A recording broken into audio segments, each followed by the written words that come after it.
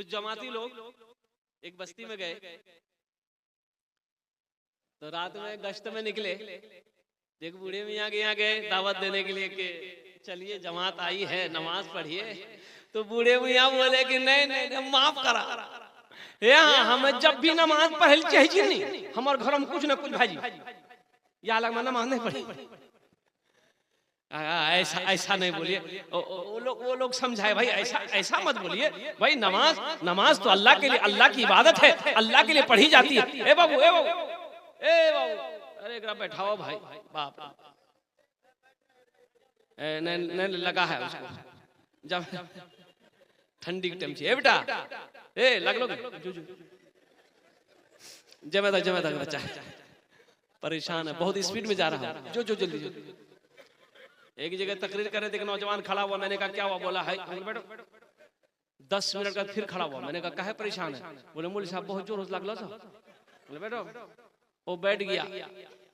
कुछ देर के बाद मेरी तकरीर खत्म हो गई, देखे बैठा हुआ है, तो मेरी नजर पड़ गई, तो मैं इशारा किया बेटा जो, बोली नहीं जो, तो हम कहे नहीं जाएगा।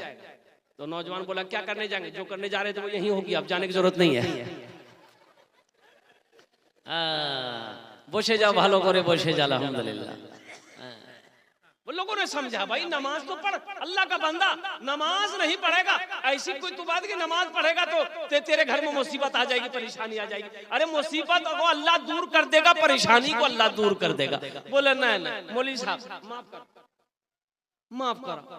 तो उसका एक बेटा था, तो इन लोगों ने कहा कि ऐसा कीजिए आप नहीं जाइएगा, तो कम से कम अपना बेटा को भेज दीजिए। तो बड़ा शर्मिंदा हुआ, तो बेटा बोला गए वो हम, बेटा चला गया और गश्त लगाया, मस्जिद में खाना पीना खाया। तो लोगों ने कहा कि बाबू रुकिए, जाओ रात में का घर जाओ, सुबह फजर पढ़कर चले जाए। लड़का रुक गया मस्जिद में। इत्तफाकन कहिए कि रात 1-2 बजे इसके बाप के सीने में दर्द उठा, बड़ा परेशान हो गया। दवाई फवाई खिलाते खिलाते वो बुढ़वा मर गया। पूरे बस्ती हंगामा हो गया। बेटा भी दौड़ के आया, माँ कहती थी मना कर लो ली बेटा, बाप मना कर को नहीं मान ले, गेला नमाज पहली बाप के लो नहीं।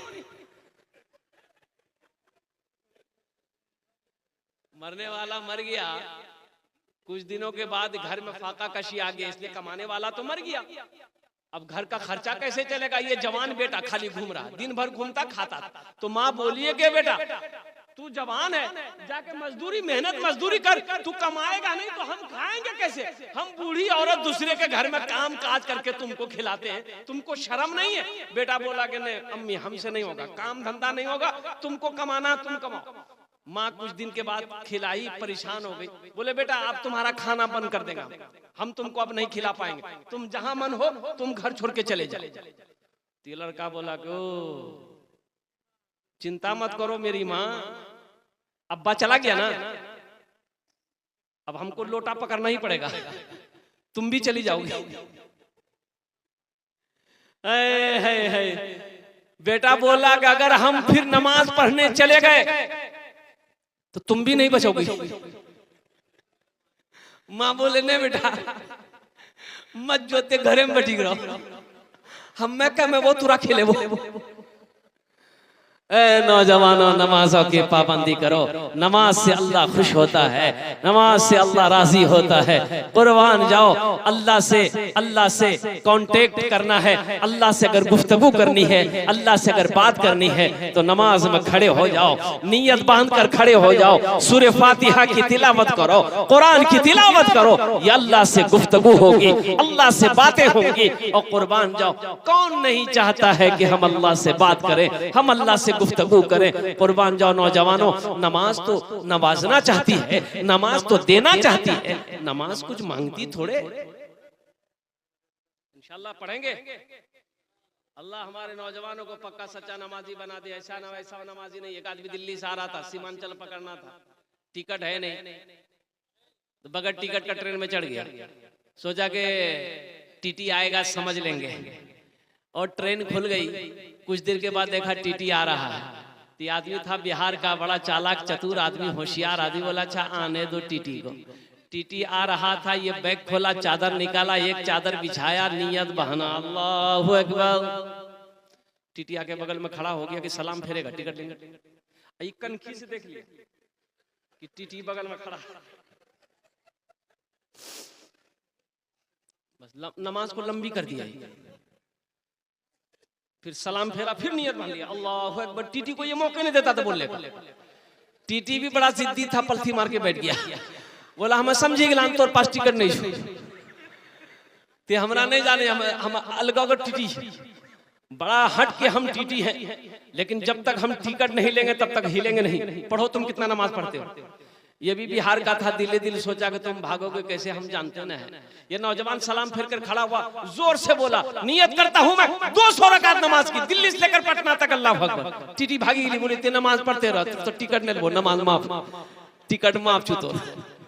अल्लाह हमारे बच्चों को, नौजवानों को पक्का सच्चा नमाजी बना दे। मुसलमानों, नौजवानों, नमाजों की पाबंदी करो, मस्जिदों को आबाद करो। जो मस्जिदों को आबाद करेगा अल्लाह उसकी जिंदगी को आबाद करेगा, जो मस्जिदों को आबाद करेगा अल्लाह उसके घर को आबाद करेगा। अच्छा, इंशाल्लाह जन्नत में महल कौन कौन बनाएंगे, जरा हाथ उठाओ, इंशाल्लाह मैं दुआ करूंगा कबूलियत की घड़ी। अल्हम्दुलिल्लाह, वाह भाई, भाई सारे लोग जन्नत में महल बनाएंगे, अल्हम्दुलिल्लाह सुम्मा अल्हम्दुलिल्लाह। मम बना लिल्लाहि मस्जिदन बनल्लाहु लहू बैतन फिल जन्ना, कि जिसने दुनिया में अल्लाह का घर बनाया अल्लाह उसके लिए जन्नत में आलीशान महल बनाया। जिसने दुनिया में अल्लाह का घर बनाया, जिसने अल्लाह दुनिया में अल्लाह का घर बनाया, अल्लाह के महबूब जनाब मोहम्मद रसूलुल्लाह सल्लल्लाहु अलैहि वसल्लम ने इरशाद फरमाया, जो दुनिया में मस्जिद बना दिया, जो दुनिया में मस्जिद बनाएगा, जो दुनिया में अल्लाह का घर बनाएगा, अल्लाह जन्नत में उसके लिए आलीशान महल बनाएगा, घर बनाएगा। किससे बनाएगा? ए मुसलमानों, आप अपनी दौलत पैसा देकर अल्लाह का घर मिस्त्री से बनाओगे, मजदूर से बनाओगे, तेरा घर जन्नत में कौन बनाएगा? अल्लाह। फरिश्तों से बनवाएगा? नहीं। मलाइका बनाएगा? नहीं। मेरा रब कहता है मेरे फरिश्तों हट जाओ, मलाइका हट जाओ, दुनिया में मेरा बंदा मेरा घर बनाया है, हम जन्नत में अपने बंदे का घर अपने हाथों से बनाएगा। जो घर अब मेरा अल्लाह अपने हाथों से बनाएगा, वो घर कितना खूबसूरत होगा, वो महल कितना खूबसूरत होगा, वो कोठी कितनी खूबसूरत होगी, वो इमारत कितनी खूबसूरत होगी, वो बिल्डिंग कितनी खूबसूरत होगी। जिस घर को मेरा रब अपने हाथों से बनाएगा, मेरा अल्लाह अपने हाथों से बनाएगा। मेरे भाई, ये अल्लाह का घर मस्जिद है, अल्हम्दुलिल्लाह।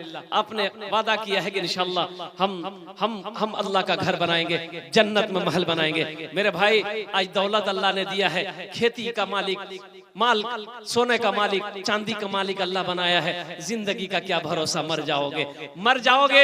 ये खेत जमीन आपस में बेटे बंटवारा कर लेंगे, भाई बंटवारा कर लेगा, सोना चांदी सारे बंटवारे हो जाएंगे, जितनी दौलत है बंटवारा हो जाएगा। फिर मेरे मरने के बाद ना जाने मेरा बेटा याद करे या ना करे, भाई याद करे या ना करे, बीवी याद करे या ना करे, तो कुर्बान जाओ, क्यों ना रहती जिंदगी कुछ ऐसा अमल करके चले जाओ कि दुनिया मरने के बाद दुनिया याद करे या ना करे, बेटा याद करे या ना करे, बीवी याद करे या ना करे, भाई याद करे या ना करे, कोई गम नहीं है। हम दुनिया से ऐसा अमल करके आए हैं कि इंशाअल्लाह कयामत तक अल्लाह कब्र में सवाब अता फरमाएगा, और हशर के मैदान में अल्लाह उस महल का चाबी, उस जन्नत के घर में जो आलीशान महल बनाएगा अल्लाह उसका चाबी आपके हाथों में मेरा रब देगा कि मेरा बंदा, दुनिया में तुमने रह करके मेरा घर बनाया था, हमने तेरे लिए जन्नत में आलीशान महल बनाया है, ये घर बनाया है, इस घर की चाबी है। तो मेरे भाइयों,